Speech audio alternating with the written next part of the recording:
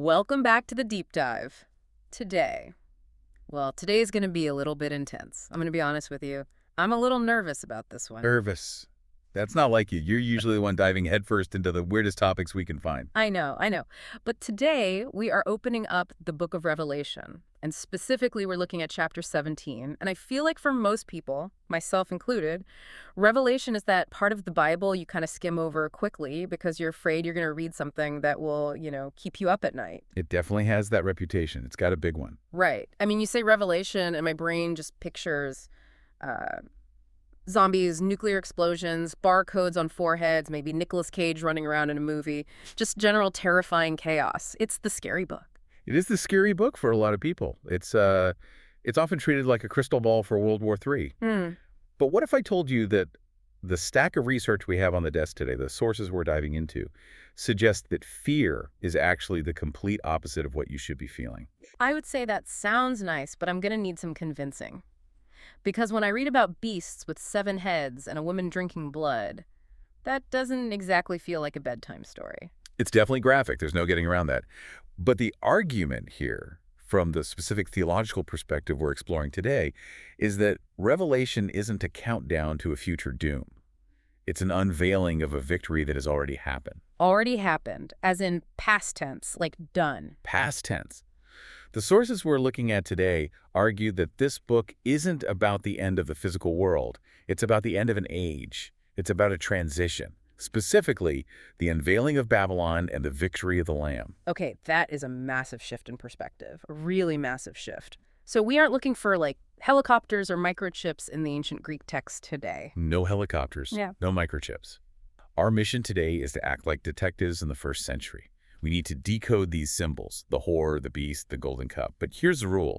We can't use the New York Times or CNN to interpret them. We have to use the library they were written in, the original context. Exactly. We have to use the Old Testament as our cipher. The Bible interprets the Bible. That's the framework. Okay, I'm game. Let's play detective. But you dropped a hint in the pre-show notes that the bad guy, or I guess the bad woman in this chapter, isn't who most people think she is? Right. And this is the central thesis we're unpacking. The core argument is that Revelation 17 depicts the judgment of the Old Covenant system, specifically apostate Jerusalem. Hold on. I have to stop you there. Usually when I hear people talk about the Whore of Babylon, they're talking about Rome, or maybe some future globalist government, or, Las Vegas on a bad night. But Jerusalem, that's the holy city. Calling Jerusalem the Whore of Babylon feels, it feels controversial. It is controversial. Yeah. And it's absolutely meant to be shocking.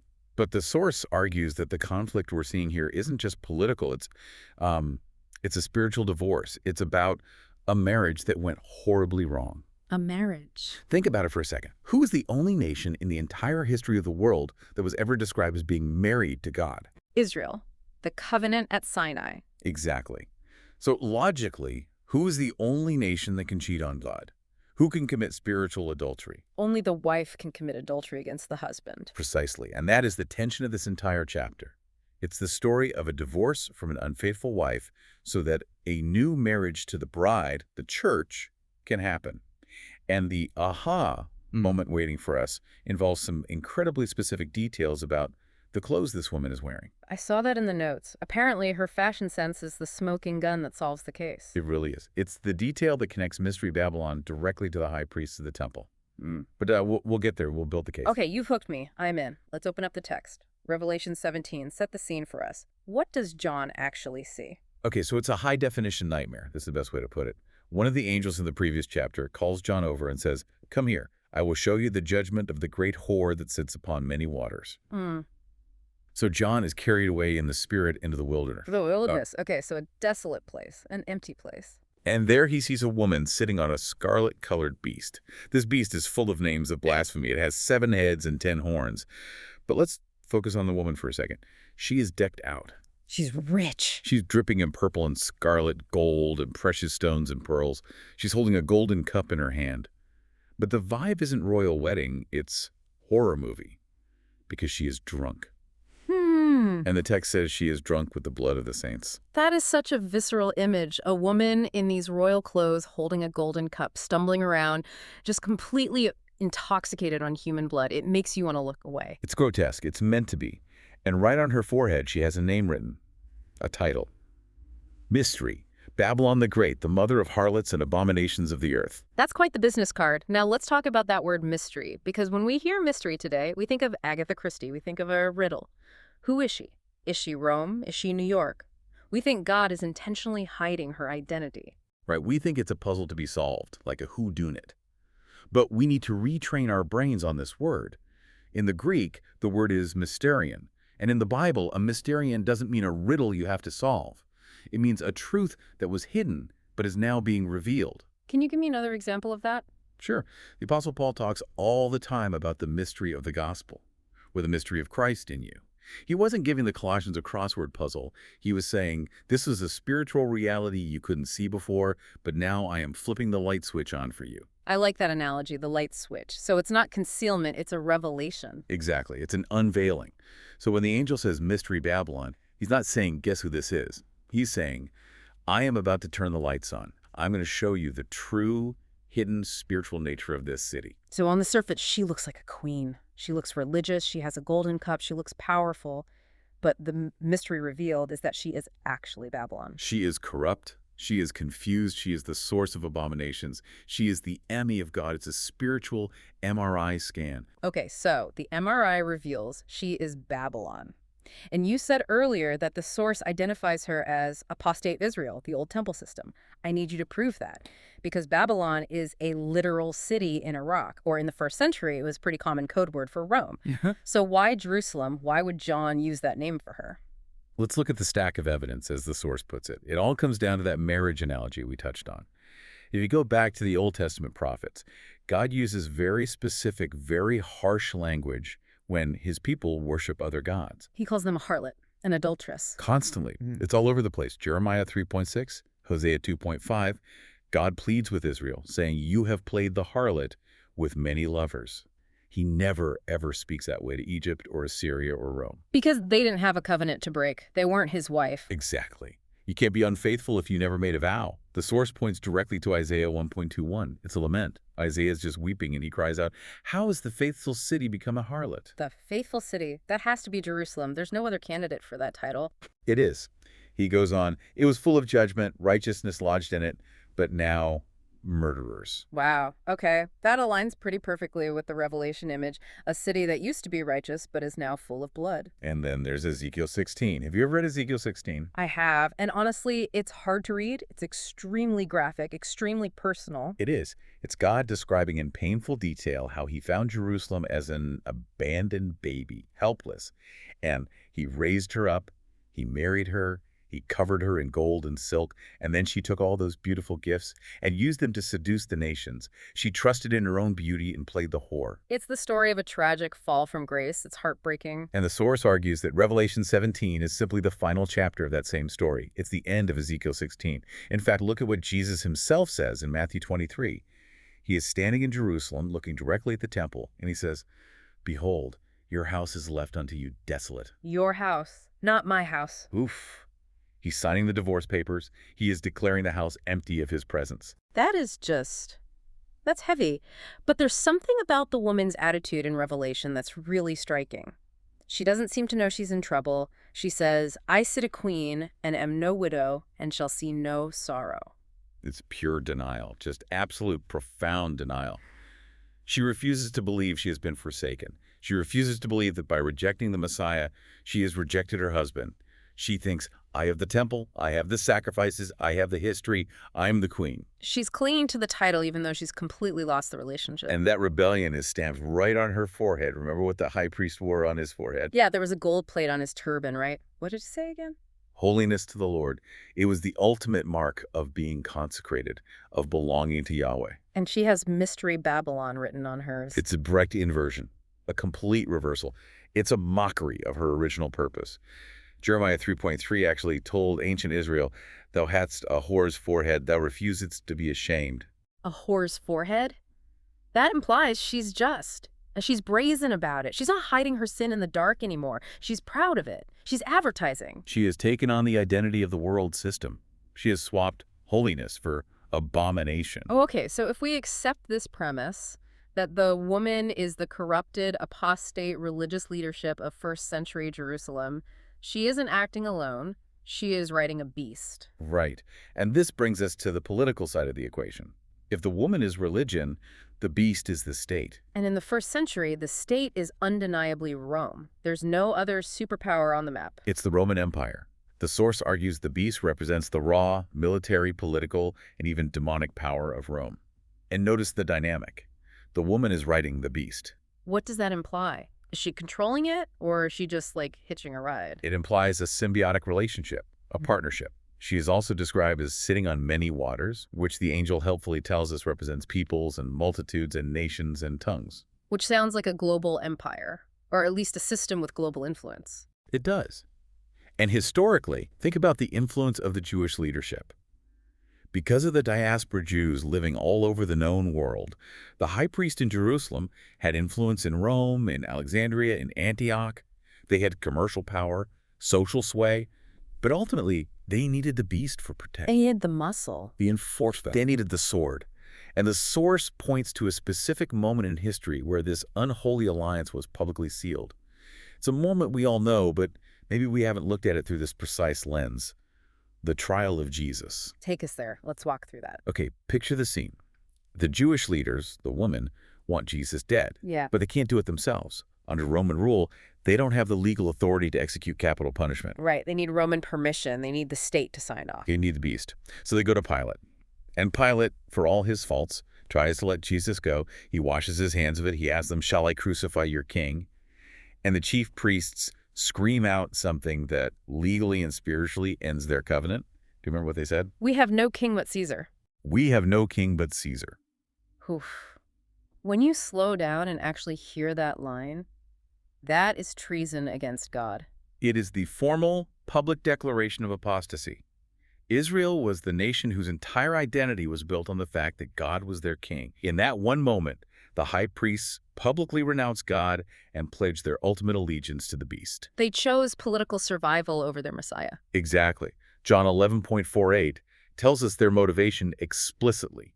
They were in a panic, and they said, "If we let him alone, the Romans will come and take away both our place and nation." They were terrified of losing their status, their temple, their power. So they made a deal with the devil. "We will give you our allegiance if you kill this man who threatens our power." That is the very definition of the woman riding the beast. That makes the Seven Mountains imagery really interesting, because usually people just say, Rome sits on 7 hills, so it's Rome, case closed. And Rome does sit on 7 hills. That's not a coincidence.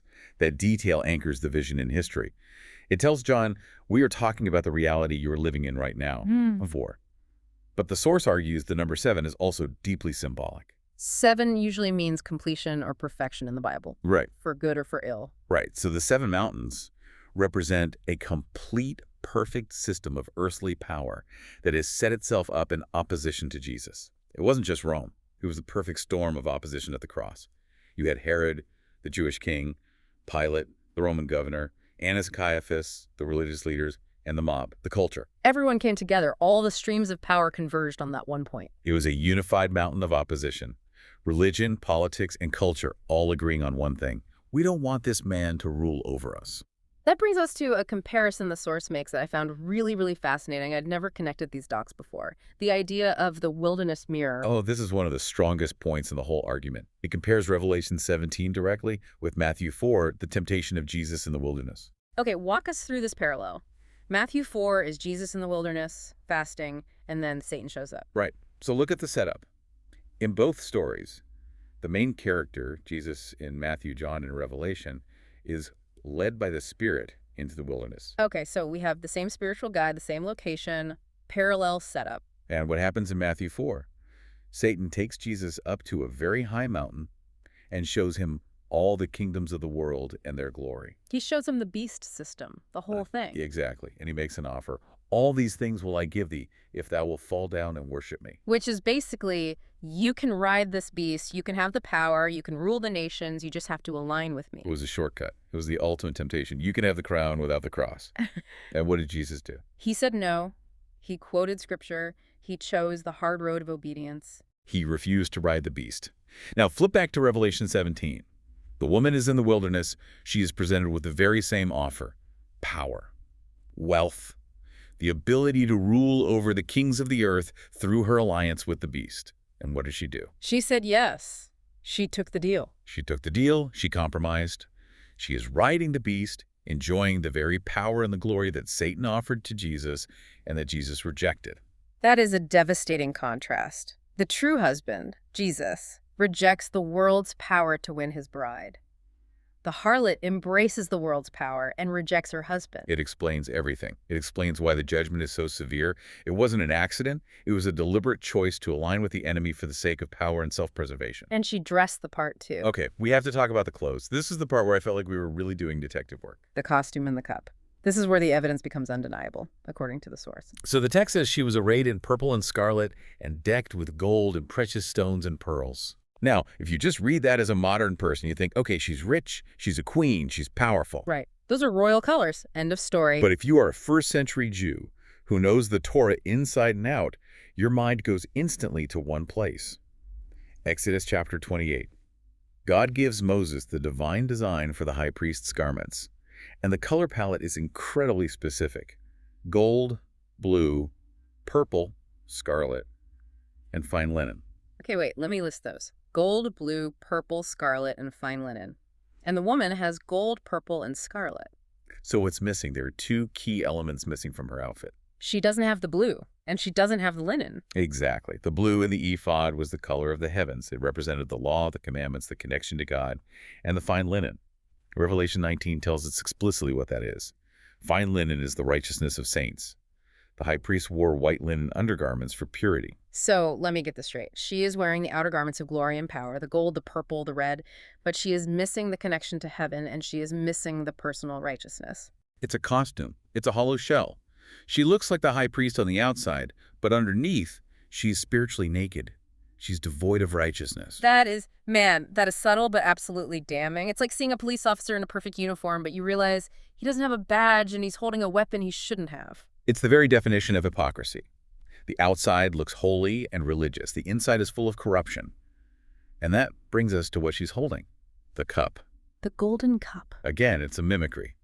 The temple was filled with golden vessels, cups, bowls, censers used for drink offerings poured out to God. They were holy objects. But her cup isn't for God. It's full of abominations and the filthiness of her fornication. The source connects this directly to Jeremiah 51.7, which calls historical Babylon a golden cup in the Lord's hand that made the whole earth drunk. The idea is that her teaching, her religious influence, was intoxicating the nations with a false gospel. Intoxicating how? What was the wine? Think about the influence of the corrupt religious system of the first century. It taught a works-based righteousness, legalism. It taught self-righteousness, an outward purity that masked inner rot. It taught hatred of enemies. It confused the world about who God actually was. It was toxic wine served in a holy-looking cup. And the most toxic ingredient in that cup is the blood. This leads us to the next part of the indictment, the blood guilt. This is where the horror really sets in for John. He says, "And I saw the woman drunken with the blood of the saints and with the blood of the martyrs of Jesus." And then he says this weird thing. "And when I saw her, I wondered with great admiration." Now, in modern English, admiration means we think something is cool, like, I admire your car. That can't be what he means. Right, but in 1611, King James English, and in the original Greek, admiration meant astonishment or shock. John is absolutely flabbergasted. He's aghast. Why is he so shocked? He's seen beasts and dragons already. Because if the beast was drinking blood, that makes a kind of terrible sense. Rome kills people. Nero kills people. That's what pagan empires do. But the woman, the mother, the holy city. It would be like seeing your own grandmother turn into a vampire. It's a betrayal of her very nature. Exactly. It's the ultimate betrayal that shocks him. How could the city of God become the murderer of God's people? And does the source link this specific blood-drinking accusation back to Jerusalem in the text? Directly. And with overwhelming force. You have to look at the legal charge Jesus himself brings against the city. It's in Matthew 23, verse 35. It's one of the most frightening verses in the Gospels. Jesus says that upon you, speaking to the scribes and Pharisees in Jerusalem, may come all the righteous blood shed upon the earth, from the blood of righteous Abel unto the blood of Zacharias. All the righteous blood. That is a comprehensive, all-encompassing indictment. He's charging that specific generation with the entire history of martyrdom. Yes. He's saying the cup is now full, and you're the ones who have to drink it. And in Luke 13.33, he says something that I think seals the deal for our identification of the woman. He says, "It cannot be that a prophet perishes out of Jerusalem." It cannot be. It's like it's a rule. It's a spiritual law. If a prophet is murdered, Jerusalem is the culprit. Even if the Romans held the spear, Jerusalem passed the sentence. Remember Stephen in Acts chapter 7, the first Christian martyr. He's standing before the Sanhedrin, the high priests, the religious council, and he shouts at them, "Which of the prophets have not your fathers persecuted?" It's a pattern of behavior going back centuries. It's a legacy of blood. And Revelation 17 is showing us the final result of that legacy. The cup is finally, tragically, full. That makes the timing of this judgment really, really important. And this is where things get a little, well, a little time-wimey and confusing for a lot of people. We have to talk about the timeline. The riddle of the beast. Yeah. The angel says, "The beast that thou sawest was and is not, and shall ascend out of the bottomless pit and go into perdition. Was, is not, yet is." It sounds like a logic puzzle from a sci-fi movie. It does. But the source argues this isn't a riddle about the future. It's a theological statement about the cross. Okay, break that down for me. How does the cross make the beast is not? Think about what the beast ultimately represents. It's the power of sin, death, and worldly domination. It's Satan's kingdom on earth. Okay, that makes sense. Before the cross, that power was. It was dominant. Death reigned over humanity. But at the cross, what did Jesus say on the night he was betrayed? "Now is the judgment of this world. Now shall the prince of this world be cast out." So legally, spiritually, the beast was defeated at Calvary. Its authority was broken. Exactly. So for the believer, from the perspective of heaven, the beast is not. Its power to condemn is gone. It has been stripped of its ultimate authority. Paul says in Colossians that Jesus spoiled principalities and powers and made a show of them openly, triumphing over them in it. But it still is. I mean, the Roman Empire was still there after the resurrection. Christians were still being killed. The world still looked the same. That's the shall ascend part. It's the Yetis. It's like a chicken with its head cut off. The fatal blow has been dealt, but it's still thrashing around doing damage. The source argues the eighth king, mentioned in the text, is this final, desperate, post-cross manifestation of the beast before it goes into perdition, total destruction. So it's a dead man walking scenario for the whole system. Precisely. The war has been won, but the enemy hasn't fully surrendered yet. There are still pockets of resistance. Speaking of the war, the text mentions 10 horns that give their power to the beast for 1 hour. The 1 hour, yeah, that's a big one. Now, I've heard a lot of theories on this. Is it the Great Tribulation? Is it the last 7 years of history? What does the source say? The source takes a very specific historical view here. It connects the 1 hour to the hour of Jesus' passion. You mean like when Jesus kept saying throughout the Gospel of John, "My hour has not yet come"? And then, in the Garden of Gethsemane, he says, "The hour is come." The source argues this isn't a literal 60 minutes, and it isn't a 7-year period in the distant future. It is the specific historical window surrounding the crucifixion. So the 10 horns, whoever they are, align with the beast for the specific purpose of crushing the Messiah during that one event. Yes.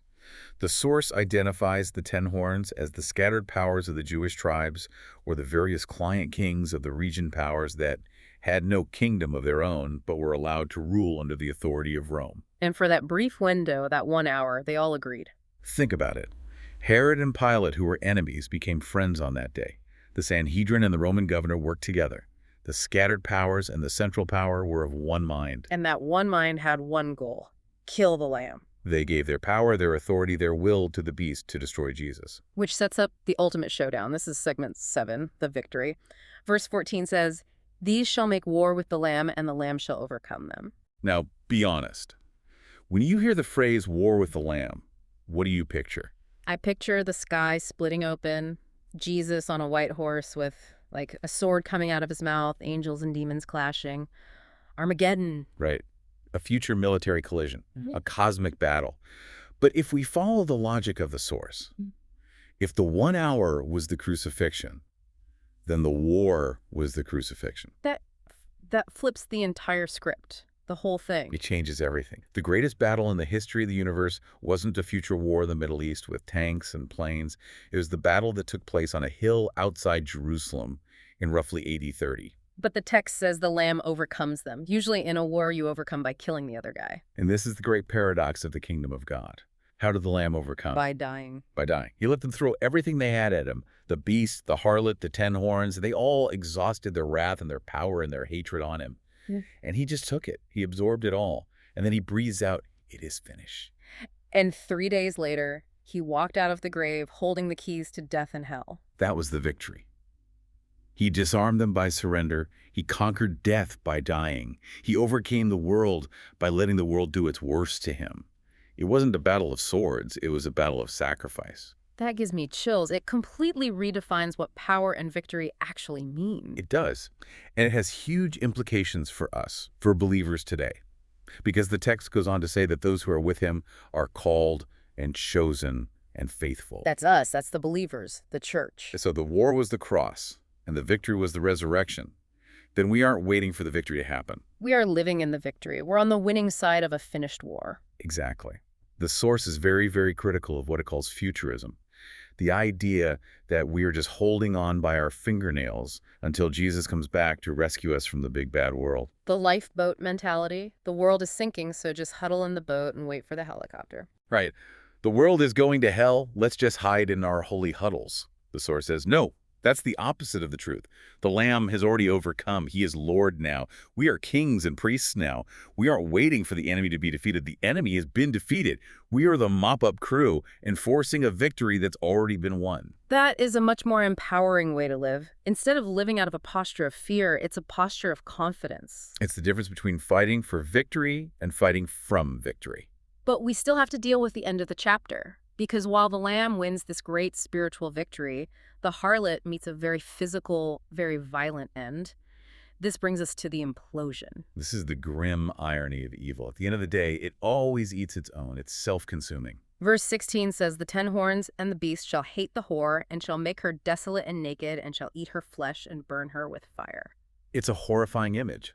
But historically, this is precisely what happened to Jerusalem. In 70 AD, the Roman siege. Think about the arc of the story. The Jewish leaders, the harlot, allied with Rome, the beast, to kill Jesus. Why? To save their place and nation. To keep their power, their temple, their system. But less than 40 years later, that alliance completely shattered. The Jews rebelled against Rome, and Rome turned its full, unrestrained fury on Jerusalem. The beast turned on the rider. They besieged the city. The text says they eat her flesh.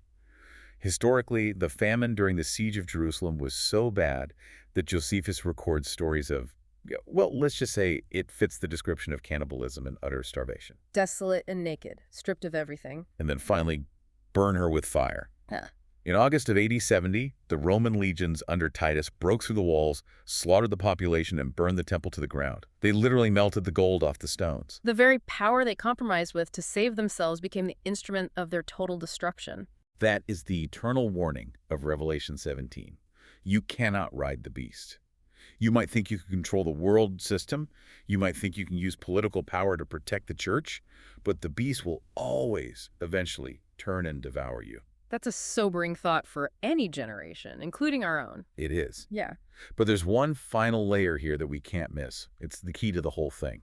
The text says, "For God hath put in their hearts to fulfill his will." Wait, God put it in the beast's heart to destroy the city. Yes, even in this chaos, even in the rebellion and the destruction and the fire, God was sovereign. The beast thought it was just conquering a rebellious province.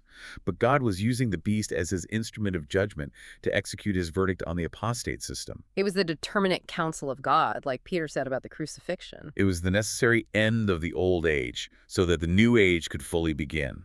The old earthly Jerusalem had to fall so the new heavenly Jerusalem could be fully revealed. The harlot is stripped so the bride can be clothed. Exactly. It's a story of transformation.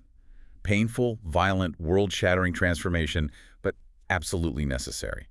So as we wrap this up, this deep dive has been a lot. We've gone from a scary monster movie to a first-century courtroom drama to a tragedy about a spiritual divorce. It's a journey, for sure. But if this interpretation is true, if the Great Tribulation and the fall of Babylon are events that happened in the first century, if the bad guys have already been defeated, what does that mean for us living today? It means we need to change our posture completely. How so? If you think the great horror is rising today, you live in fear, you look at the news and you see Babylon everywhere and you panic. But if you believe the harlot has been judged and the Lamb has won, then your job isn't to worry. Your job is to build. We aren't waiting for the rescue. We are the rescue We operation. are the city on a hill. We are the new Jerusalem descending from heaven to earth. The stone that Daniel saw, the kingdom of God, has already struck the statue of worldly power. It has already shattered it, and now it's growing. Our job is to be that mountain filling the whole earth. I love that. It turns Revelation from a book that makes you want to hide in a bunker into a book that makes you want to go out and change the world. It's not a horror story. It's a victory anthem. A victory anthem. I think that's a perfect place to land. Thank you for walking us through this. My brain is definitely full, but in a very, very good way. It was my pleasure. The text is so rich if you just let it speak in its own context. And to you, the listener, I hope this challenged you. I hope it maybe made you look at that scary book at the end of your Bible a little differently. Maybe take some time this week to read Revelation 17 again. Look at the colors, look at the symbols, look at the court case being made, and see if you don't see the history of the victory that set you free. Thanks for diving in with us. We'll see you next time.